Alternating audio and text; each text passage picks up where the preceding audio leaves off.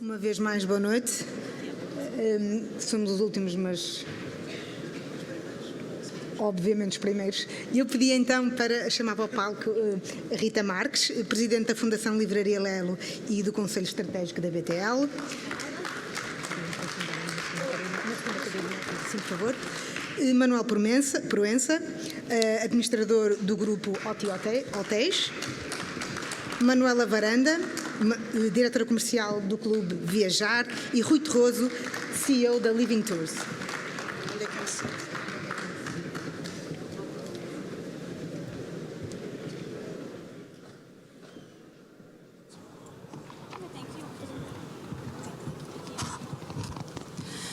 Sabemos que a hora está adiantada, prometemos que vamos ser interessantes. Vou só aqui lançar alguns dados sobre o setor. Volume de negócios, 33 mil milhões de euros. Exportações, 25 mil milhões de euros. O número de empresas nesta fileira, mais de 80 mil empresas e mais de 300 mil trabalhadores. Se calhar começava aqui por lançar o primeiro desafio à Rita Marques. A livraria Lelo é um ícone do turismo cultural. Como é que o setor pode explorar mais este segmento? Bem, antes de tudo, muito obrigada pelo convite. Cumprimento, enfim, os colegas de painel, cumprimento a si, cumprimento a todos. E respondendo à questão, é uma grande responsabilidade, porque de facto nós estamos a falar de um equipamento cultural da cidade do Porto que recebe mais de 1,2 milhões de visitantes todos os anos, o que faz com que este equipamento cultural esteja basicamente no top 3 nacional. Depois do Mosteiro de Jerónimos, depois dos vários investimentos dos Parques da Lua em Sintra, porque estamos a falar de várias infraestruturas, depois em terceiro lugar vem de facto a livraria Lelo. Felizmente temos conseguido captar cada vez mais visitantes que para nós são interpretados como leitores. Isto é importante. Portanto, basicamente, apesar de estarmos perante um equipamento cultural, estamos também perante um estabelecimento comercial, uma livraria e, portanto, provavelmente saberá que o modelo de negócio assenta justamente nesta abordagem de voucher. Os visitantes compram um voucher que lhes dá direito a entrar, mas sobretudo dá-lhes direito a rebater esse voucher num livro. E, portanto, para além de recebermos estes 1,2 milhões de visitantes, também vendemos mais de 1 milhão de livros. O que faz com que a livraria Lelo seja, de facto, a livraria que mais vende, por exemplo, em Portugal, Saramago. E nessa perspectiva é para nós, de facto, um motivo de orgulho darmos a conhecer o património literário, o património cultural da cidade e do país, naturalmente. Depois trabalhamos outros autores, designadamente Camilo e outros tantos, Almeida Garrett, portanto não só naturalmente Saramago, mas isto para dizer que é uma grande responsabilidade. Felizmente temos encontrado, é aí que eu quero chegar, do Turismo Portugal também bastante interesse neste produto turístico chamado turismo literário, e nessa perspectiva, juntamente com outras livrarias, com outros cafés icónicos, também de alguma forma ligados à literatura, outros locais que são casas de autores, por exemplo, e temos, enfim, Miguel Torga em Sabrosa, a Fundação também, essa de Queiroz, lá em cima no Douro. Portanto, conseguimos criar aqui um roteiro que permita que os turistas, quando venham, pernoitem mais noites. Eu acho que esse é, de facto, o grande desafio, é atraí-los, mas garantir que têm ocupação durante vários dias, de modo a poderem pernoitar mais noites na região e no país. E o mercado tem sido receptivo a vossa mensagem desse novo tipo de turismo ou de oferta tem sido bem perceptiva e percebida pelos mercados externos, internacionais? Sim, com certeza, sim. De facto, o sucesso da livraria Lelo é paradigmático, portanto, enfim, é indiscutível, não é? Eu acho que, acima de tudo, aquilo que eu gostaria de enfatizar é que é uma grande responsabilidade social também por parte da sociedade, da empresa e da família, neste caso Pedro Pinto, porque de facto, além de ter, enfim, este ex-libris que falávamos há pouco da livraria Lelo, também tem investido massivamente na região, noutros locais, e eu estou aqui mais na qualidade de Presidente da Fundação Livraria Lelo, que basicamente tem uma missão um bocadinho diferente, ou seja, não tem uma postura comercial. Tem esta missão de colocar os nossos visitantes perante desafios societais e que possam incitar ao pensamento crítico. E o que é que isto implica em termos práticos? Que a família tem vindo a investir noutros ativos. Temos, por exemplo, o Mosteiro de Lessa de Balio, monumento nacional desde 1910 e que, curiosamente ou não, está na posse dos privados desde o século XIX, desde a extinção das ordens religiosas. E, portanto, isto para dizer que a família em questão, para além de ter a propriedade da Livraria Lelo, tem vindo a investir noutros ativos que podem ser turísticos, podem ser culturais, enfim, turístico-culturais, chamemos-lhe assim. O exemplo que lhe dei há pouco tem a ver justamente com isso, o Mosteiro de Lessa Balio, que neste caso explora uma componente completamente diferente, que é os Caminhos de Santiago, e tentando incitar ao pensamento crítico, justamente. Porquê? Porque o Mosteiro de Lessa Balio fica justamente numa encruzilhada do caminho central e do caminho da Costa de Santiago, e convidar para que as pessoas possam, enfim, conhecer o local e pensar em ler, ou pensar como podem ler melhor o mundo, ou seja, o tal pensamento crítico que lhe falava há pouco, usando a literatura e os livros também como alavanca para isso mesmo, como é óbvio. Manuel Proença, corrija-me se estiver errada, mas creio que no princípio do ano anunciaram planos para alargar a rede de hotéis OTI a Angola e Galiza, certo? Quais têm sido os maiores desafios e depois, sobretudo, num grupo com 46 anos, como disse há pouco, não é? Com 46 anos de existência? Não percebi que disse 40? 46 anos de existência. De turismo? Sim. Muito boa tarde a todos. Muito obrigado também pelo convite. Bom, eu tenho ao todo 60 anos de turismo. Não nasci logo, não fui logo para o turismo, logo de início. Mas tenho 60 anos de turismo, eu explico porquê. Porque eu ainda estudava, portanto estava na universidade, e fui trabalhar na altura para um grupo que era um grupo importante na área do turismo, que era o Grupo Borges Irmão, correspondia ao Espírito Santo depois, mais ou menos, que tinha área de hotelaria e tinha viagens também. E, portanto, eu entrei inicialmente no turismo através desse grupo, a área das viagens. Entretanto, acabei o curso também e depois passei a administrador. O banco achou que eu tinha a vocação para aquela área, digamos, de empresarial, e passei a administrador de uma empresa que na altura era talvez a segunda agência de viagens do país, que era a Star Viagens. A agência de viagens Star, a Abreu era maior, na altura, digamos, era a que tinha maior número de clientes. E, portanto, eu comecei primeiro aí. E depois, só em 78, estive 12 anos nessa função, ganhei experiência na área turística também, e em 1978 surgiu uma oportunidade de comprar uma pequena agência de viagens que existia na altura, que era a agência de viagens Norte Tour. As pessoas diziam, conhecia na altura, era muito popular, fazia grupos para Madeira, para Londres, as pessoas iam muito a Londres e à Madeira na altura, e fiz uma compra sem dinheiro. Eu explico porquê. Porque as pessoas, a agência pertencia a este grupo, digamos, bancário, e conheciam-me, digamos, do meio. E, portanto, eu disse, bom, eu não tenho dinheiro para entrar, e eu fui falar com eles, com o grupo Borges Irmão, que me financiou, que tinham estado trabalhado comigo, também tínhamos uma certa relação. E eu disse, bom, eu posso comprar isso, pago isto em prestações, mas eu não tenho dinheiro. E o administrador, que era o presidente na altura, que era o Dr. Fortes da Gama, não sei se recordam, que era um senhor de Oliveira do Hospital, que era, digamos, praticamente o presidente do grupo, disse, Proença, mas não é preciso dinheiro, pá. O que a gente precisa é a assinatura. E, portanto, eu fiz a compra desse grupo, dessas agências de viagens, depois transformei, depois alterou para outra versão que era Intervisa, com a abertura de mais agências de viagens, e depois vim mais tarde vender esse grupo a um concorrente meu que era o Pestana, que depois não conseguiu dar seguimento, acabou por depois fechar essas agências. E, portanto, aí eu fazia melhor que ele, porque eu tinha a agência a funcionar e ele não foi capaz de depois dar seguimento. Bom, mas em 1978, então, fiz essa aquisição. Isto pertencia a um grupo mais pequeno, que era o grupo Pinto Magalhães, Banco Pinto Magalhães, que tinha, além da Norte Tour, tinha o Hotel Dom Henrique e o Hotel Praia Golf. E então, aí na base também da confiança, fiz um contrato de exploração desses dois hotéis. E, portanto, fiz um contrato de 10 anos na altura. Entretanto, como já tinha explorações próprias, comecei por fazer eu próprio hotéis. Comecei então a fazer esses primeiros hotéis. Portanto, isto foi depois desenvolvendo. E hoje qual é a dimensão do grupo? Hoje são hotéis, digamos, em funcionamento, 21 hotéis, não é?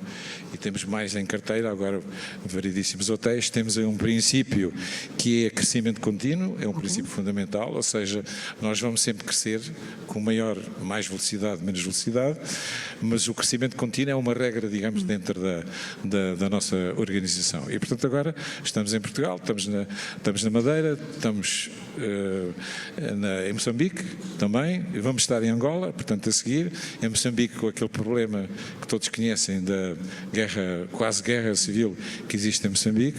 Felizmente nós não temos esse problema por uma circunstância muito original, é que os nossos clientes agora são aquelas pessoas todas dos bancos que foram viver para o hotel. E, portanto, o hotel está com uma ótima taxa de ocupação, com as pessoas que não têm receio de estar em casa e foram para o hotel viver agora neste tempo, não é?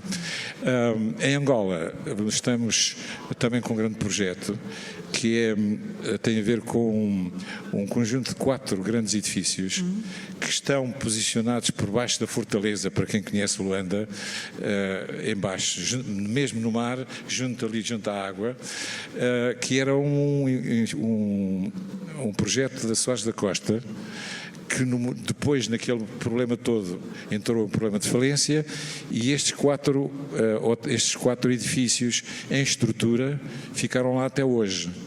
E, portanto, eu com uma parceria também tomamos conta desses blocos e vai existir um MLA lá, portanto, neste Aqua Falls, que agora se vai chamar One Hotels, e que vai ter um hotel MLA com 200 apartamentos, hotéis, quartos e apartamentos. E, portanto, este é o último. Para além de outros que estão em curso também, não é?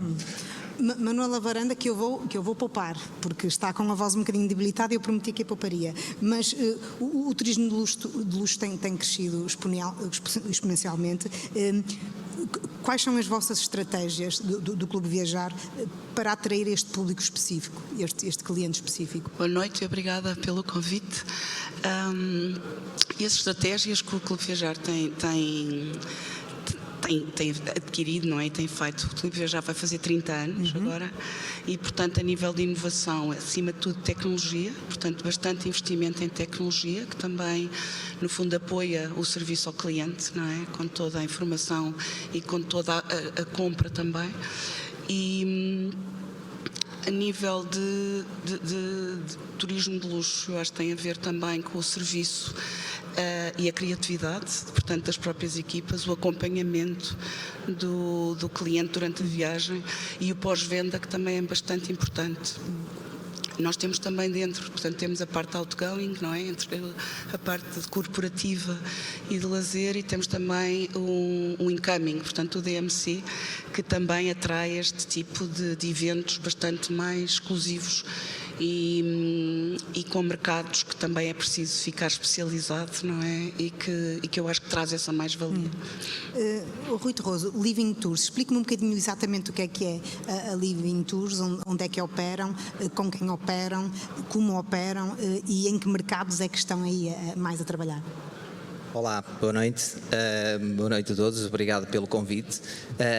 A Living Tours somos um operador turístico de receptivo para Portugal e Espanha, portanto temos operação própria, fazemos visitas guiadas à partida do Porto, de Lisboa, circuitos em todo Portugal e Espanha, e também combinando os dois países, e, portanto, esta é a nossa área de atuação no incoming, no receptivo para este destino ibérico. Como é que vocês identificam as tendências e como é que ajustam aos vários mercados internacionais? Efetivamente, há 20 anos que o grupo existe e, portanto, esta tem sido sempre a nossa trajetória de adaptar-nos aqui a nossa oferta às tendências e às exigências dos mercados. Para o fazer, temos participado nas principais feiras internacionais do setor, não só a nível europeu, mas também Estados Unidos, Brasil, um pouco por todo o mundo, e, efetivamente, cada mercado tem as suas especificidades, e quando se fala em atender e e criar produtos para as tendências, nós temos que inclusivamente conhecer desde superstições de países, por exemplo, um país asiático receber e proporcionar uma experiência única e autêntica. Nunca na vida podemos pôr um hóspede a dormir, por exemplo, num quarto num hotel número 4. Na Ásia, por exemplo, não existe o número 4, ou seja, do terceiro passa para o quinto andar. Enfim, é todo aqui um conhecimento dos destinos, que é dos mercados emissores, que é preciso conhecer profundamente, assim como, por exemplo, sei lá, já nos aconteceu, não nos aconteceu porque tivemos que estudar, mas, por exemplo, e sem qualquer desprestígio, colocar uma mulher a conduzir uma van, por exemplo, para turistas de Médio Oriente é completamente uma afronta e, portanto, temos apenas, nem é bom nem é mau, efetivamente há que respeitar a cultura e, portanto, ter estes cuidados para nos adaptarmos a tendências e criar produtos adaptados. Por exemplo, nós fundámos a Living Tours com a operação de tours partilhados regulares, mas, por exemplo, o mercado, por exemplo, dos Estados Unidos, Canadá, UK, que procuram experiências mais imersivas, autênticas, por exemplo, no Vale do Douro, com experiências enogastronómicas e, portanto, criámos também uma linha que é a Living Private Tours, com operação privada, descaracterizada, para poder criar estas experiências para este mercado.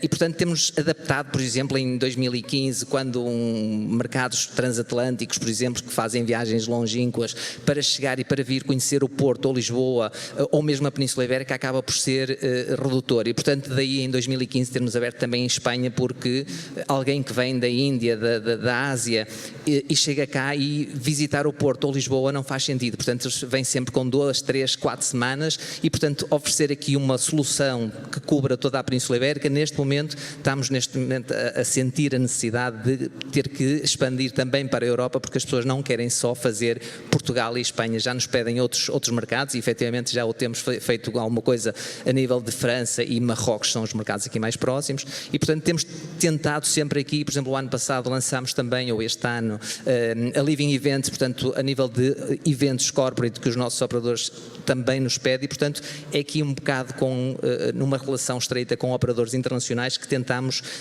adaptar-nos às necessidades de cada mercado, porque todos os mercados, sejam eles da Ásia, da América Latina, por exemplo, a América Latina procura-nos muito produtos mais culturais, por exemplo, as regiões do Minho, de Braga, de Fátima, de Santiago de Compostela, enfim, coisas mais culturais e não tão propriamente as experiências enogastronómicas, enfim, entre outros. E, portanto, adaptar-nos a mercados é, sem dúvida, uma constante e que é isso que temos feito ao longo destes 20 anos. Rita Marques, para além da Fundação Livraria Mel, também é presidente, faz parte do Conselho Estratégico da PTL, que de resto é um espaço de promoção. Que tipo de iniciativas têm sido mais eficazes para atrair sobretudo os mercados emergentes? Desde logo dar nota que para mim é um privilégio ser Presidente do Conselho Estratégico da BTL. De facto, fala-se muito da posição competitiva que Portugal vai assumindo na angariação destes eventos internacionais. Ainda há poucos dias saiu um ranking, mais um, em que Lisboa e o Porto estão extremamente bem posicionados a nível mundial no que toca à angariação e ao acolhimento de grandes eventos, que nós chamamos meetings, incentives, conference, expositions ou exhibitions, portanto, o segmento MICE, não é? O MICE, que traz de facto muita gente a Portugal, mas traz também uma notoriedade imensa do destino Portugal, ou em particular das cidades Porto, Lisboa, e enfim, também temos agora Braga, começa a posicionar-se bem também nessa senda. Isto para dar nota que Portugal, no que ao setor do turismo diz respeito, não podemos esquecer que tem uma posição competitiva muito forte. Nós ocupamos, a nível mundial, a 12ª posição no índice de competitividade no que ao setor do turismo diz respeito. E, portanto, se, por exemplo, enfim, quisermos comparar, e vamos fazer aqui uma maldade, com outros setores de atividade, nós estamos muitos pontos acima, não é? A média das médias em Portugal, no que toca aos setores de atividade, posiciona-nos numa 30ª, 40ª posição a nível mundial. E, de facto, o setor do turismo...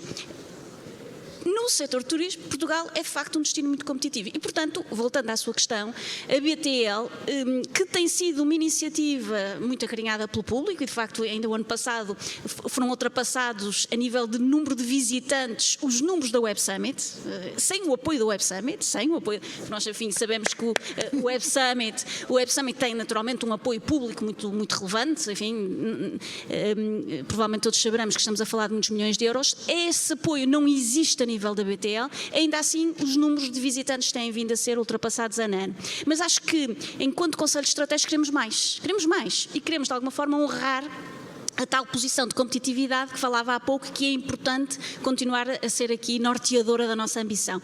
E o que é que nós queremos, e este ano espero que possamos ter essas condições, é mais do que uma feira, e, enfim, e todos os municípios, temos 308 municípios em Portugal, as várias comunidades intermunicipais, as várias associações empresariais, os operadores económicos vão lá estar, mas mais do que uma montra dos produtos turísticos, as experiências turísticas que Portugal pode oferecer ao cidadão português, queremos também atrair muitos visitantes estrangeiros, naturalmente, operadores económicos estrangeiros, naturalmente também, e tem vindo a ser feito esse esforço também pela BTL, no sentido de termos países convidados que possam também mostrar, usar o espaço da BTL para dar a conhecer a sua oferta turística ou cultural, mas também, e aqui que esta agenda torna-se mais ambiciosa, ser um ponto de encontro onde se discutem boas práticas, que liderança é esta que o setor do turismo em Portugal assume e que pode contagiar outros destinos. E, portanto, Portugal assumir claramente esta liderança, não só ao nível dos números, que, enfim, que começou este painel dando conta que o setor do turismo já representa 20% das exportações portuguesas, com crescimentos também de double digit, 2 dígitos, desde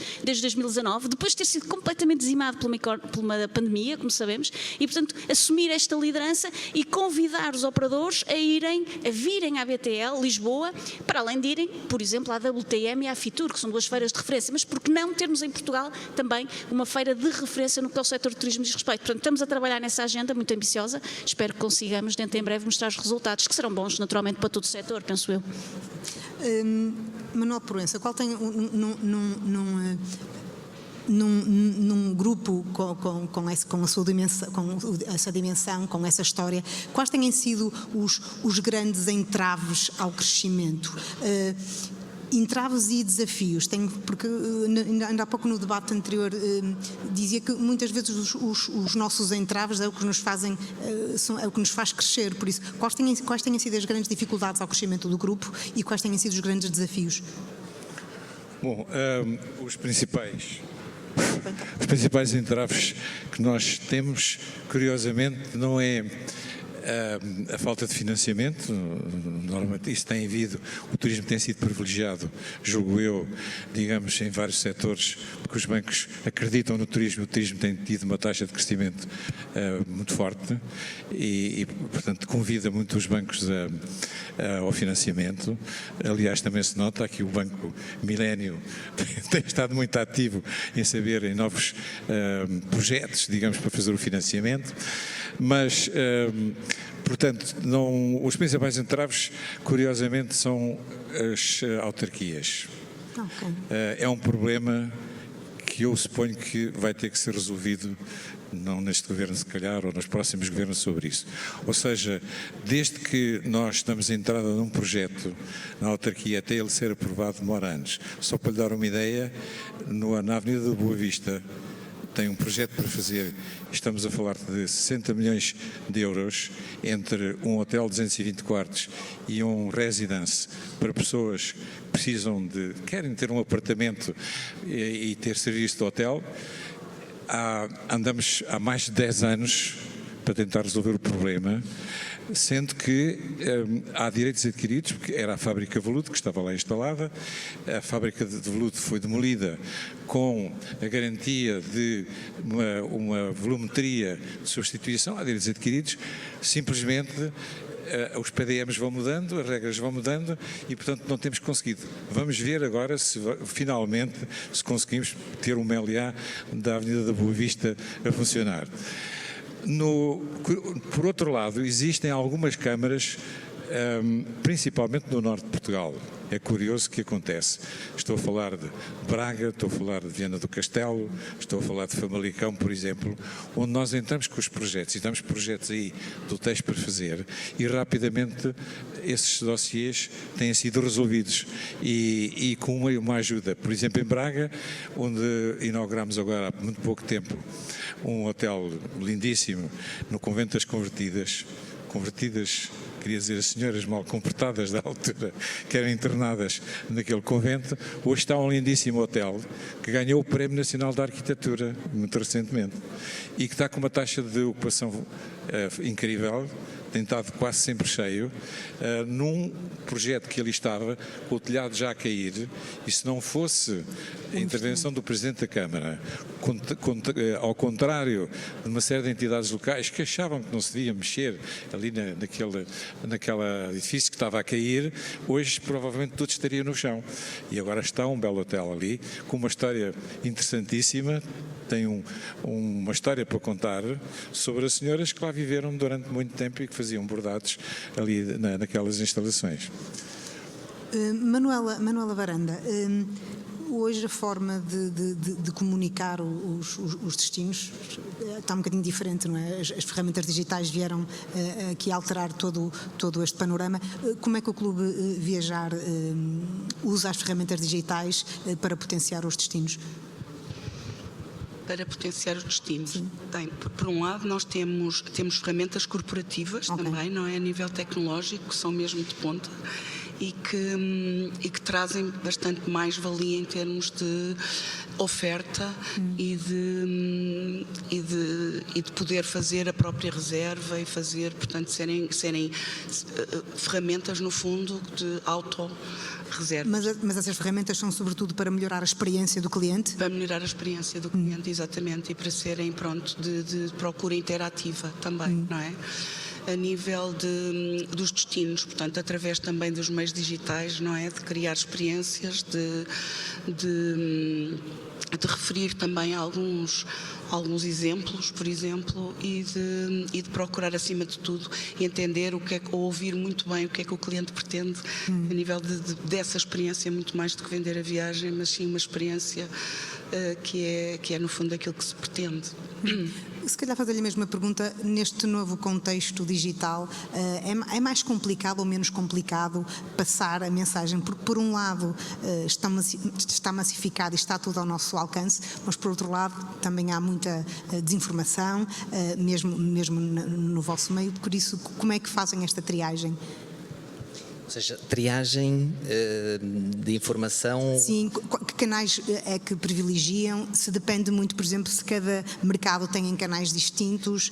Completamente, ou seja, e falando também da digitalização, ou seja, é incrível como é que o setor do turismo passou nesta última década, ou nestes últimos 20 anos.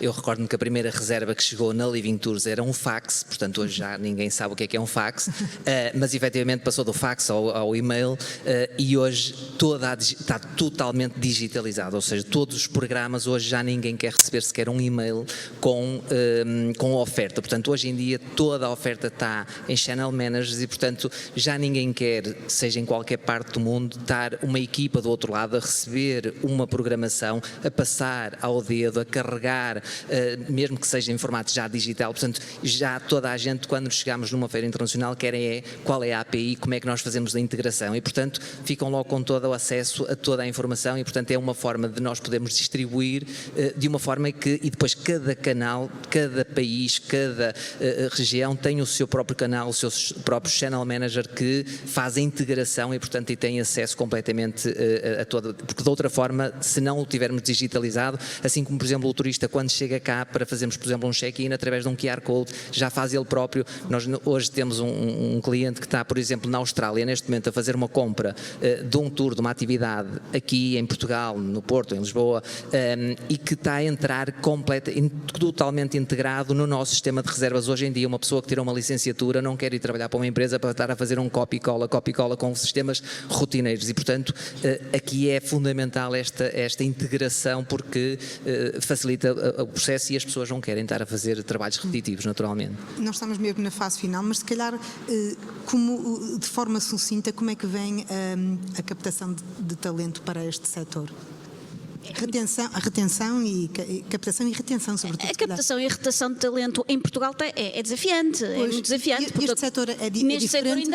ainda mais, naturalmente, por variedíssimas razões, pois embora ter havido um esforço, e tenha havido de facto um esforço enorme dos operadores económicos para pagar melhor, e a taxa de crescimento a nível salarial neste setor é de facto muito mais alta taxa de crescimento a nível de remuneração média mensal do que noutros setores de atividade, a verdade é que é um setor que exige muito dos colaboradores, na medida em que ele tem que trabalhar ao fim de semana, tem que trabalhar, enfim, fora das horas normais de expediente e, portanto, e além de mais, é um setor sazonal. Pese embora, também gostava de dar nota que Portugal é um dos países com menor sazonalidade da Europa, ou seja, os meses de julho, agosto e setembro são importantes, mas a nível da atividade turística conseguimos identificar tendência de crescimento noutros meses, nos chamados meses da época baixa, que nos honra, de facto, é porque realmente a diferenciação do turismo convoca esta captação de turistas durante todo o ano. Mas respondendo à sua questão, desafiante, muito desafiante, exige muitos operadores económicos, existe também da legislação, alguma revisão, porque a legislação não tem a flexibilidade que todos nós gostaríamos, e é um esforço contínuo, porque estamos num mercado altamente concorrencial, naturalmente, e capacitação, porque isto é um setor de pessoas para pessoas, e se não capacitamos quem serve e acolhe no setor de turismo, perdemos a nossa autenticidade e a nossa hospitalidade. Manuel Proença, é complicado recrutar? É complicado recrutar para o grupo ou não? Sim. Muitíssimo difícil recrutar. Nós temos permanentemente oferta de empregos e especialistas, pessoas especializadas para fazer esse recrutamento, não é? E estamos a dar uma série de facilidades. Mas em alguns casos dispensas, permitimos em alguns casos co-work para estudantes, por exemplo, que vão trabalhar mas também precisam de estudar e também fazemos isso, e temos permanentemente, principalmente na Guiné-Bissau e Cabo Verde, temos pessoas que fazem para nós recrutamento e que nos trazem pessoas que precisam de emprego e querem vir também para Portugal. Portanto, nós estamos a fazer isso. Ainda não estamos a fazer, mas provavelmente vai ter que ser feito, e julgo que em alguns casos já até está a ser imposto, que é trazer pessoas, mas temos que oferecer alojamento. E, portanto, esta é a parte mais difícil. No caso, por exemplo, de Braga, onde temos já 2 unidades, já temos num edifício um conjunto de apartamentos em que vêm e nós damos o alojamento, a alimentação, é tudo incluído. E, portanto, julgo que o caminho vai ser muito por aí.